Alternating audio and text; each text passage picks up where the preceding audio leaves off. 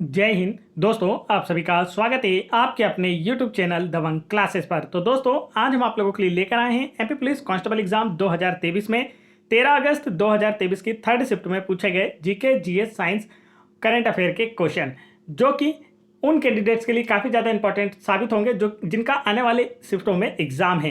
तो जिन भी कैंडिडेट का आने वाली शिफ्टों में एग्जाम है वो इस नंबर पर व्हाट्सअप करके हमें वह सारे क्वेश्चन सेंड कर सकते हैं जो कि उनके एग्जाम में पूछे जाएंगे। तो चलिए देखते हैं आज का फर्स्ट क्वेश्चन कि आप लोगों से क्या पूछा गया।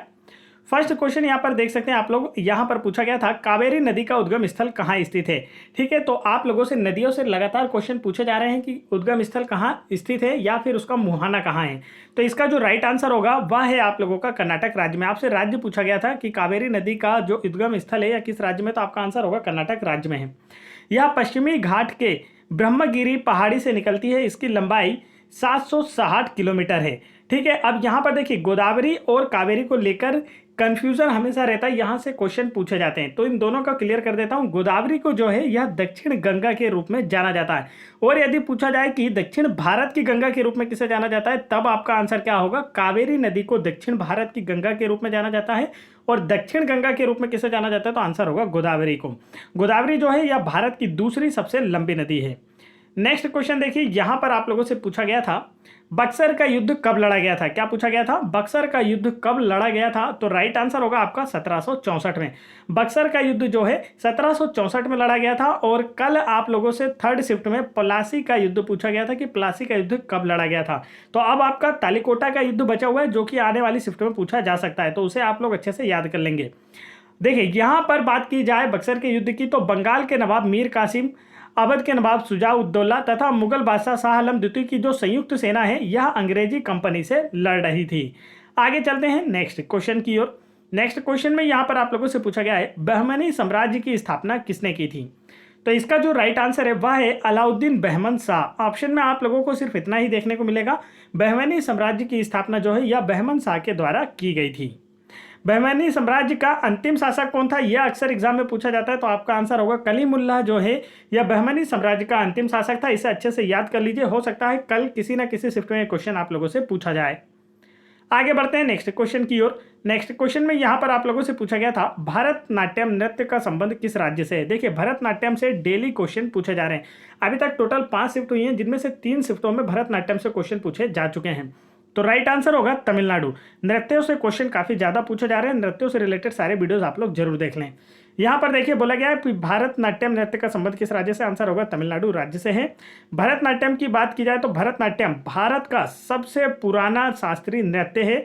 यह अक्सर एग्जाम में पूछा जाता है कि भारत का सबसे पुराना शास्त्रीय नृत्य कौन सा है, तब आपका आंसर होगा भरतनाट्यम। आगे चलते हैं नेक्स्ट क्वेश्चन की ओर। नेक्स्ट क्वेश्चन में देखिए यहाँ पर नेक्स्ट क्वेश्चन की ओर बढ़ने से पहले दोस्तों मैं आपको बता दूं कि यदि आप लोगों ने एमपी पुलिस कांस्टेबल एग्जाम 2022, आबकारी कांस्टेबल एग्जाम 2023, पटवारी एग्जाम 2023 और फॉरेस्ट एग्जाम 2023 की पीडीएफ फाइल अभी तक डाउनलोड नहीं की तो आप वीडियो के डिस्क्रिप्शन में दी गई लिंक पर क्लिक करके डाउनलोड कर सकते हैं। इन पीडीएफ से जिन भी कैंडिडेट ने पढ़ा है वो 85+ स्कोर कर रहे हैं। और आप लोगों को एक इमेज भी दिखाई दे रही होगी जिसमें एक कैंडिडेट ने हमें कमेंट करके भी बताया है यूट्यूब पर कि सर मैंने आपकी पीडीएफ से पढ़ा है और 85+ स्कोर करके आया हूँ। तो यहाँ पर चलिए देखते हैं नेक्स्ट क्वेश्चन। तो आप लोग ये सारी पीडीएफ वीडियो के डिस्क्रिप्शन में दी गई लिंक पर क्लिक करके डाउनलोड कर सकते हैं। यहाँ देखिए बोला गया है गुरुत्वाकर्षण का सार्वत्रिक नियम किसके द्वारा बताया गया था, तो राइट आंसर होगा आइजैक न्यूटन के द्वारा।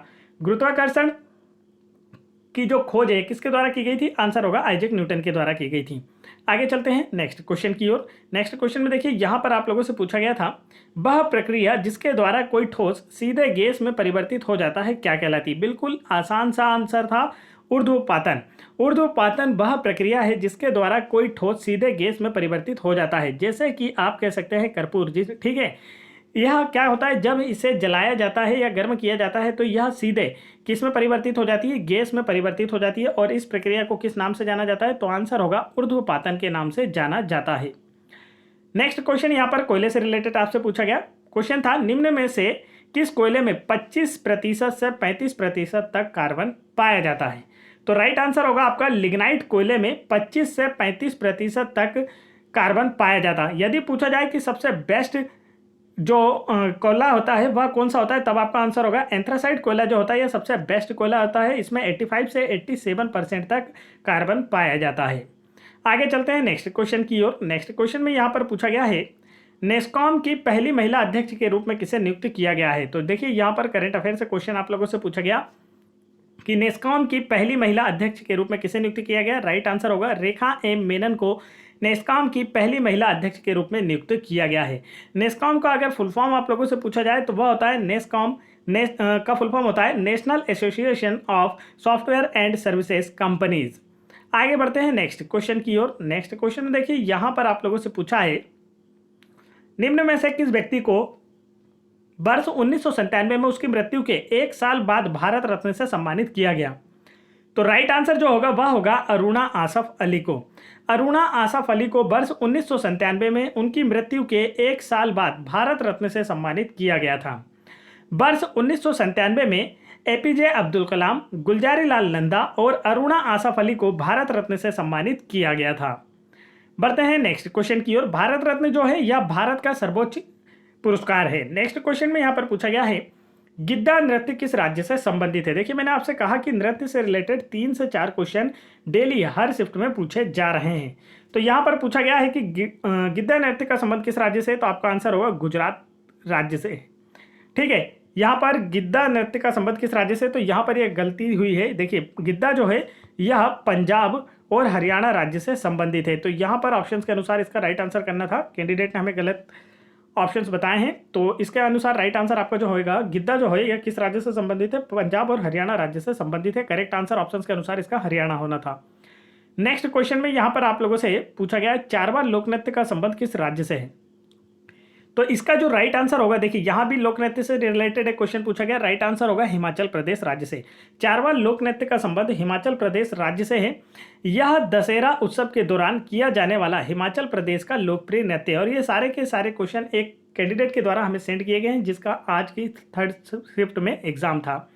नेक्स्ट क्वेश्चन देखिए यहाँ पर आप लोगों से पूछा गया बैंक ऑफ हिंदुस्तान की स्थापना किस वर्ष हुई थी? क्या पूछा गया है? बैंक ऑफ हिंदुस्तान की स्थापना किस वर्ष हुई थी? राइट आंसर होगा वर्ष 1770 में। बैंक ऑफ हिंदुस्तान की स्थापना वर्ष 1770 में हुई थी। भारत का पहला बैंक ऑफ हिंदुस्तान 1770 में खोला गया था। तो ये क्वेश्चन आप लोगों से पूछा जा सकता है कि भारत का पहला बैंक कौन सा था? तो आपका आंसर होगा बैंक ऑफ हिंदुस्तान, जिसे 1770 में खोला गया और इसी के साथ ही भारत में बैंकिंग व्यवस्था की नींव रखी गई थी। आगे बढ़ते हैं नेक्स्ट क्वेश्चन की ओर। नेक्स्ट क्वेश्चन में देखिए यहाँ पर इकोनॉमिक्स से ही क्वेश्चन, अर्थव्यवस्था से जो बैंकिंग सेक्टर है उससे पूछा गया हवाला क्या है? क्या पूछा गया था? हवाला क्या है? तो आप लोगों ने मूवीज या जो आप लोगों के नाटक वगैरह होते हैं उनमें भी देखा होगा। तो आप देखिए पूछा गया हवाला क्या है? तो धन हस्तांतरण की एक अवैध एवं अनौपचारिक प्रणाली जो होती है इसे हवाला कहा जाता है। नेक्स्ट क्वेश्चन में यहाँ पर आप लोगों से एक बुक के राइटर का नाम पूछा गया था।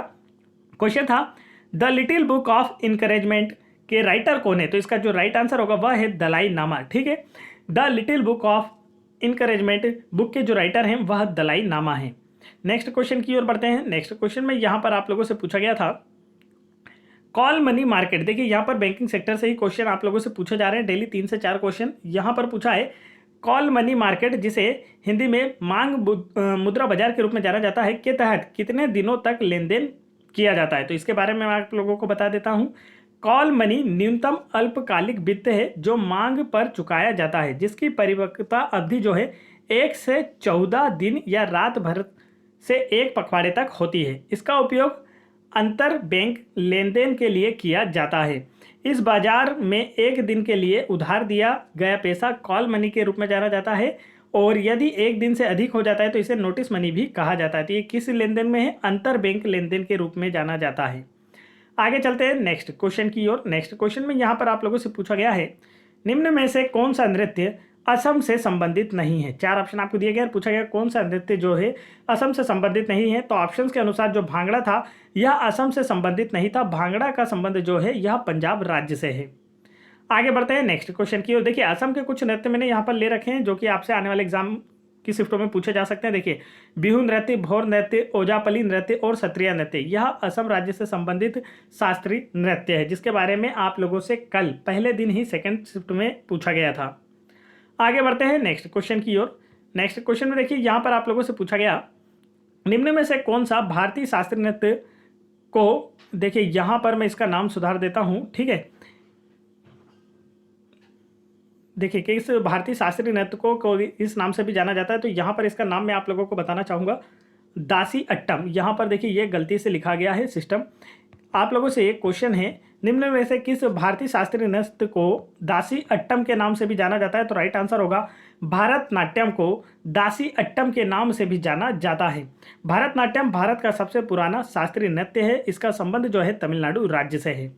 आगे बढ़ते हैं। नेक्स्ट क्वेश्चन में यहाँ पर आप लोगों से पूछा गया, अरावली के पश्चिम में राजस्थान की सबसे बड़ी नदी प्रणाली कौन सी है? तो इसका जो राइट आंसर है, राजस्थान राज्य की सबसे बड़ी नदी प्रणाली जो है यह बनास नदी प्रणाली है। यह आप लोगों को काफ़ी अच्छे से याद रखना है।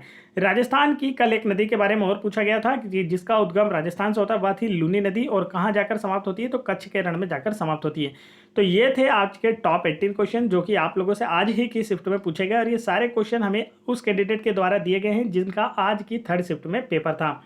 तो आप में से भी जिन लोगों का आने वाली शिफ्टों में एग्जाम है, वह सभी इस नंबर पर सारे क्वेश्चन जो आप लोगों के एग्जाम में पूछे जाएं हमें व्हाट्सअप कर सकते हैं, जिससे आपके फ्रेंड्स की मदद हो पाएगी और आने वाले एग्जाम के लिए वह सभी अच्छी प्रिपरेशन कर पाएंगे। तो वीडियो को फटाफट लाइक करके चैनल को जरूर सब्सक्राइब कर लें। जय हिंद दोस्तों।